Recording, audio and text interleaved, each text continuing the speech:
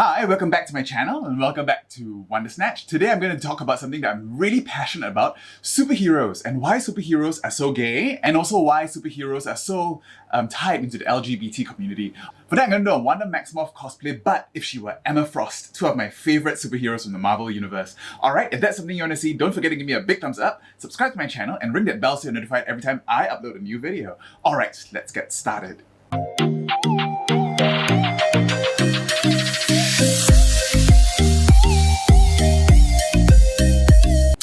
Okay, brows are gone. So I made one of these headpieces after watching WandaVision. I went online and found some patterns to do this Scarlet Witch headpiece, but I did it in silver because I wanted to do an Emma Frost thing. So I'm just going to trace around here so that I know exactly where to do my makeup so I don't have to overdraw.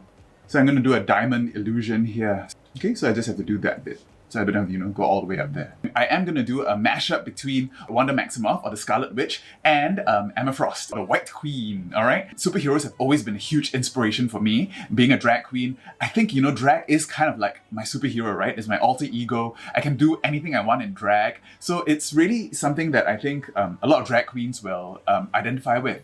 A lot of drag queens do cosplay as well. I mean, Fifi O'Hara, Chad Michaels, Chantel Sparkles, Dax exclamation point. All of them have such amazing cosplays, okay? I am going to try to attempt cosplay today, but today I'm pretty much all alone here. I'm not sure if I can get my outfit together, Drag is sometimes a team effort. Alright, I'm going to try to use a new cream today. I bought this ages ago. It's a Makeup Forever Ultra HD in shade Y225.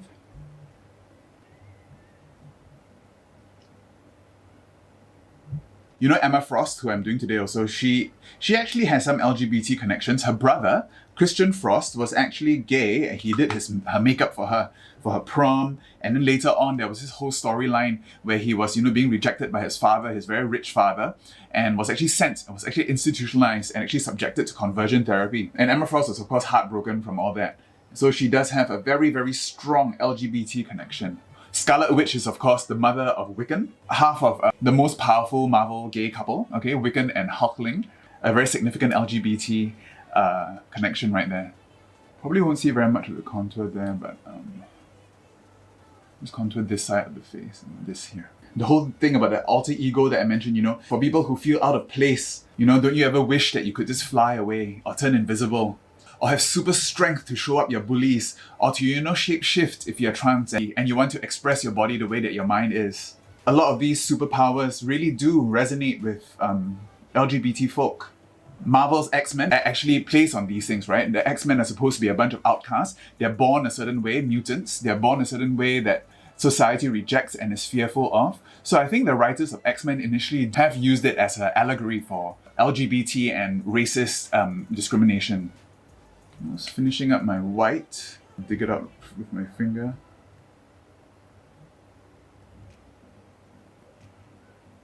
Okay, and on this side, I've got my Makeup Forever Flash palette. I've mixed up some of the cyan, the white, and the silver. I'm going to use this as a base for this side. This is in a completely different blender. Okay, it's okay if I blend it into the skin because I'm going to make it like merge. I'm going to try to give this diamond merging effect. Draw my brow on this side. I think my mask is going to be here, so I don't have to do a very big brow today. I think I have a very tight brow. Okay, because most of it's going to be covered by the mask. So, while LGBT people do find solace in superheroes and comic books, the representation for LGBT people in the superhero community hasn't been great, okay? Lately it's been good, but I think the history of it has been quite rocky. Most of the references that I got for today I'll link down below, okay? Some very good YouTube videos on LGBT superheroes. Okay, let's just do the white to give me just a hint of a brow.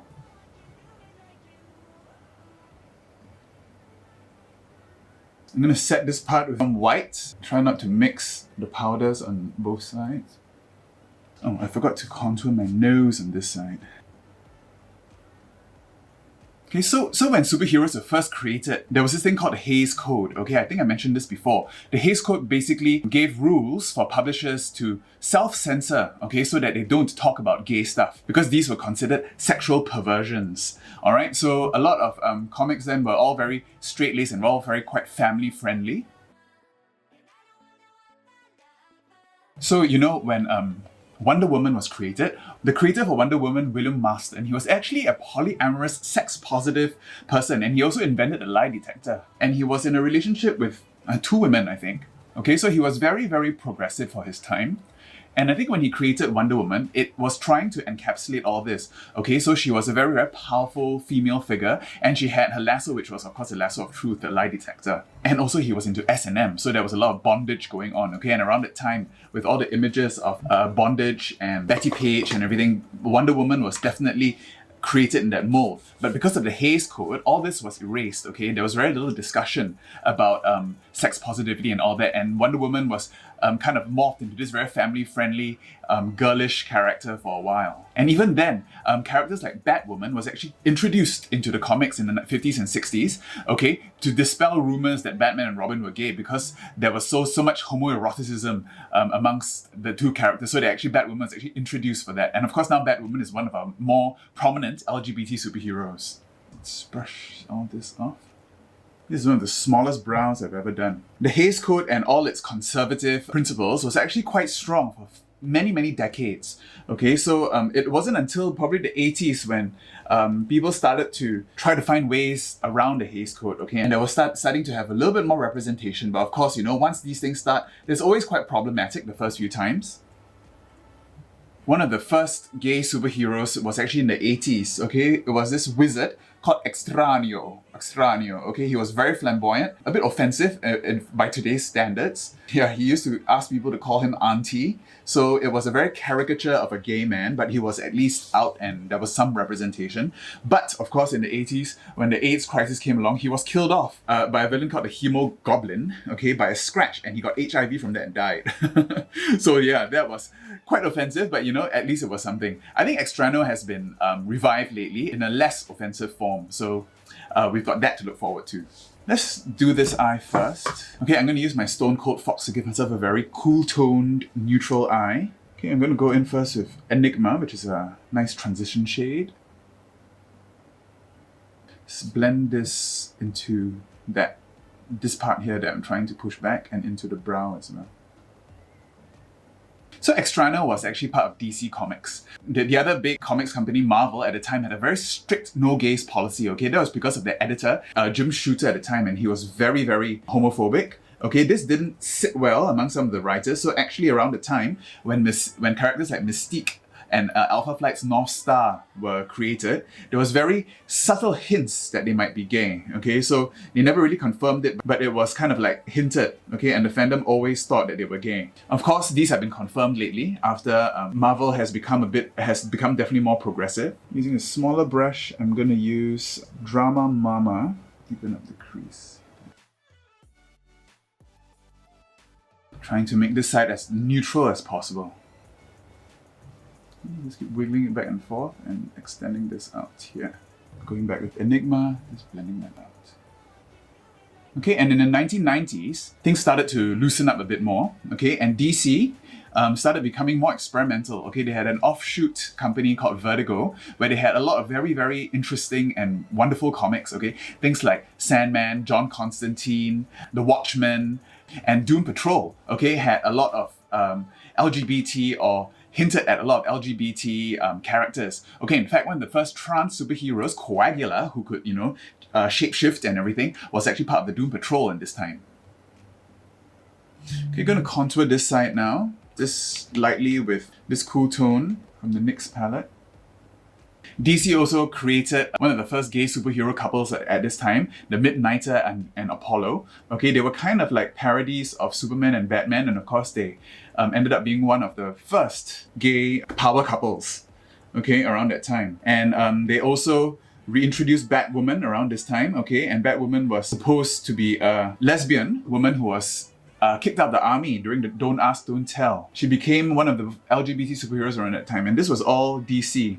Marvel was a bit late to the game and they came up with this character called the Rawhide Kid, which is a bit of a Western themed superhero, and he was gay. I think later on he joined the West Coast Avengers or something like that, but DC in the 90s was a lot more experimental and a lot more progressive with their characters around that time. Alright, so I've contoured the nose on that side. I'm going to use a grey from Rumour Mill to contour this side. And also use a little bit of that grey to contour the cheek. And now I'm going to just go ham with the highlight on this side to make myself look really, really sparkly. Alright, I'm going to use this Master Holographic from Maybelline.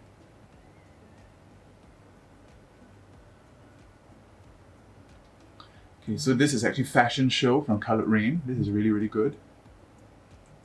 Sparkle like a diamond. Alright. Okay, so I'm going to leave this side for now. Now I'm going to go on to this side. I'm going to draw like facets, like a diamond. Okay, so it's going to be, hopefully, let's see how this works. I'm going to try to follow the contours of my face, okay, and my brows to try to give this side a very angular way, as if I'm bursting out into diamonds. And I'm just going to follow the contours of my face, try to color those in. Okay, so I think I'm going to use my paints for that. Alright, I started to draw these straight white lines all over, okay, and I got a whole bunch of my paint brushes and all the flat top brushes I could find. Okay, I'm going to just keep doing this. I'm going to just keep going on dividing this part into little triangles so it looks like facets of a diamond.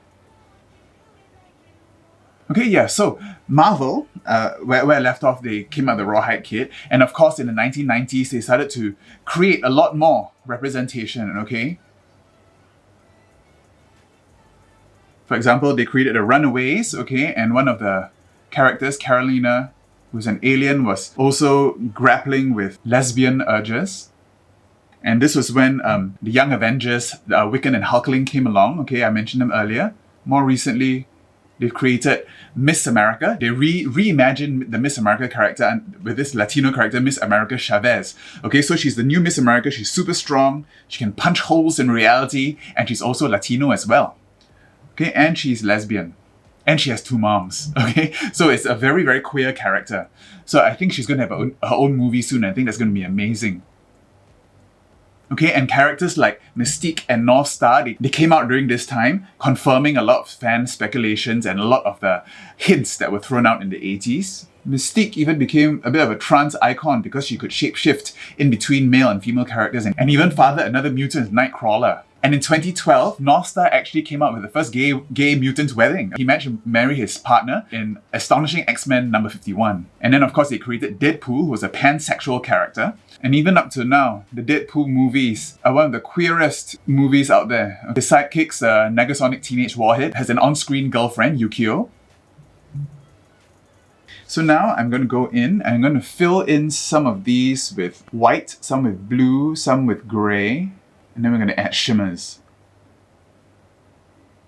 Okay, so I don't have to bother doing anything above this because this is going to be covered by my mask anyway. Okay, so I'm just going to start around the edges. I'm going to use my angled brushes here just to do some of the skin colored ones. Okay, just draw some triangles here to look as if even my skin is being shattered. I'm just going to fill in some of these in white. Okay, concentrate the whites on the high points of the face and then the darker colors in the contours of the face. In the 90s also, Harley Quinn was created. Okay, she was actually created in the animated series and she moved on to the comics, and then she also developed a relationship with Poison Ivy. They become one of the more popular queer couples. Okay, and even in the latest animated series for Harley Quinn, there's this whole storyline about them falling in love in the second season. Really, really good. Okay, and DC also has Renee Montoya, Gotham City police officer, who took up the mantle of the Question, okay, without a face. That's really cool. She's also one of the LGBT characters, and she was portrayed by Rosie Perez in the latest Birds of Prey movie, and in that movie also she was lesbian. So there's a lot more representation these days. Okay, over at Marvel, they started retconning characters. They brought on this gay illustrator called Sina Grace to give Iceman, a whole different story. So Iceman Bobby Drake is supposed to be straight, but then they did this whole time travel thing where it turns out he was gay. It was quite a big deal at the time. And Sienna Grace, they brought him on, and it was really, really cool at the time, because I think that's what Marvel was trying to do with a whole bunch of their diversity projects, right? They brought Ta-Nehisi Coates in for Black Panther and G. Willow Wilson for Miss Marvel, who was Muslim, and they did the same thing with Iceman, okay, with Sienna Grace. And it's really, really great way to improve diversity, not only in the comics but in the company as well. Okay, I'm going to release this a little bit, release the pressure on my face. Okay, I'm just gonna fill a little bit more of these in and I'll be right back. Alright, so I've went in and I've colored in a whole bunch of different whites, blues, greys, and filled in some glitter and everything, so it looks like I'm bursting into a diamond form. This is a secondary mutation of Emma Frost, okay? She's actually a telepathic, psychokinetic Omega level mutant, and then she got a secondary mutation where she can go into a diamond form and become impervious and super strong. I'm gonna finish off this side. Okay, I'm gonna cut that crease, do my liner and my lip, glue some gems to my face, and try to get into my outfit. As I mentioned, Sienna Grace, who was brought on to retcon Iceman, he also created the first drag queen superhero. Okay, so Shade. Shade is a superhero that appeared during one of Iceman's escapades, and she's actually based on Shea Coulee, the Vixen, and Monique Hart, and I'm sure a whole bunch of other drag queens as well. Okay, her power is she has this fan which she can open up into other dimensions. At the end of one of this arcs, she actually changed her name to Dark Veil, so keep an eye out for Dark Veil. And although there's a lot more LGBT visibility in the comics lately, a lot of it is mainly just gay and lesbian characters, okay? Trans characters, non-binary characters, and even asexual characters aren't represented very much. One of the first LGBT characters, Shatterstar, was actually initially asexual, okay? The writer intended him to be asexual, but in the end he ended up being gay, okay, when some other writers took over. So that was quite a pity. Some of the first non-binary characters, the New Warriors were rejiggered recently, okay, to represent a whole bunch of youths this time, but it seemed to be done by some boomer, okay, so they had this pair of twins called Safe Space and Snowflake is the first non-binary character. They came under a lot of criticism, okay, for these characters because it seemed to be created by an older generation trying to understand the new generation. So they had other characters called like Screen Time, who was really, into the internet, and this other vampire kind of hero called B Negative, who was supposed to be really negative and gothy, okay? So it was almost a bit offensive in the way that they did it, so it wasn't done very well. So we're looking for a lot more non-binary superheroes. We've got gays, we've got lesbians, transgender. We don't have that many transgender superheroes either. After Coagula, there weren't very many other transgender heroes. A lot of the transgender heroes that actually made it in the comics in the 80s and 90s actually weren't very progressive at all, because a lot of them dealt with the idea of someone either being reincarnated as an opposite gender or having their brain transferred to another opposite gender. So there weren't any of these very, more authentic characters. One of the first few transgender characters was actually a villain, okay, called Ultra Humanite, who was a mad scientist who transferred his consciousness into a woman, okay, thinking that no one would think a woman would be a mad scientist. So it was offensive on many levels, but at least it was something. Okay, cut that crease. I think I'm gonna go in with silver. I'm gonna do silver shimmer. So I used some of this black magic, some of this silver shimmer just now for this part, for my black magic palette called Lightning. I'm gonna pack on some of that over on this side, okay, to bring it together. I think some of the more recent transgender superheroes, one of them is called Sarah, who's a companion of Angela, okay, one of Angela the Archangel. Okay, she's a really powerful transgender woman of color. And another one is Alyssa Yeoh, another Chinese transgender character from Gotham City, but she's more of a supporting character, not really a superhero. Hopefully they will start showing more transgender characters soon. Okay, I'm using the darker color Black Magic to go on the outer edge before I go into my liner. How's that? Silvery. Okay, I'm gonna go into my liner, just check my placement of this. So I don't have to go too far, just gonna go up to there actually, so I don't have to.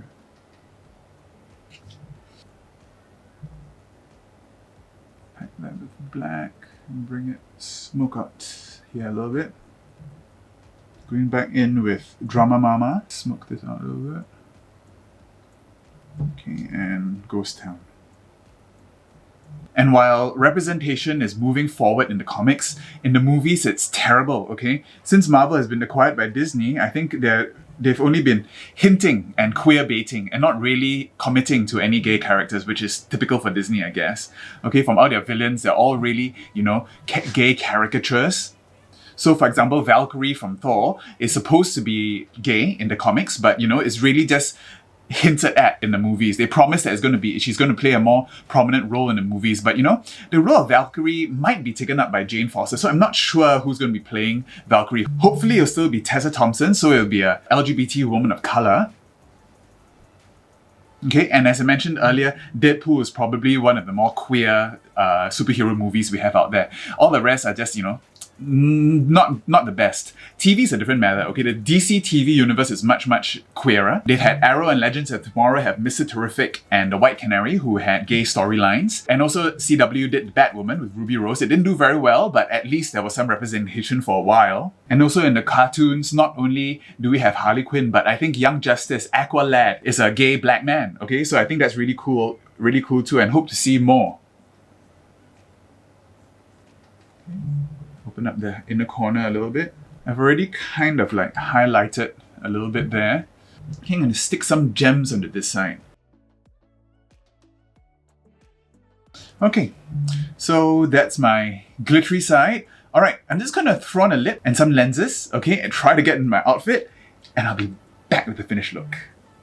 Alright, and this is the finished look. Oh, it was a nightmare getting all this on by myself. I actually had a cloak to go with this, but I can't get it properly done. Oh no, my nails.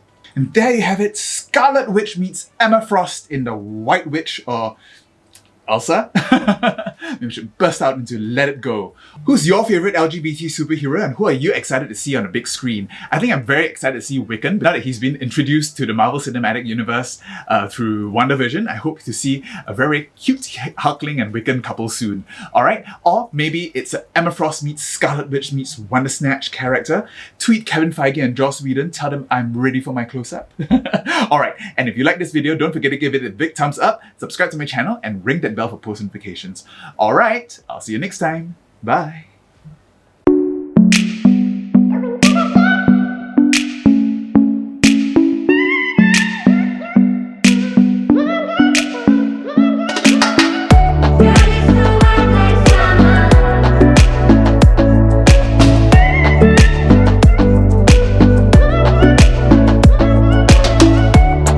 Diamond form.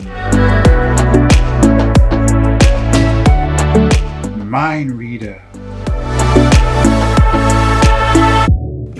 Chaos magic. And I don't want lover. Wonder snatch. No one can do it like you. Alright, don't forget to check out my other videos. I turned myself into Ursula there, and a tree here to celebrate Kimura Hall, Asian representation. Bye.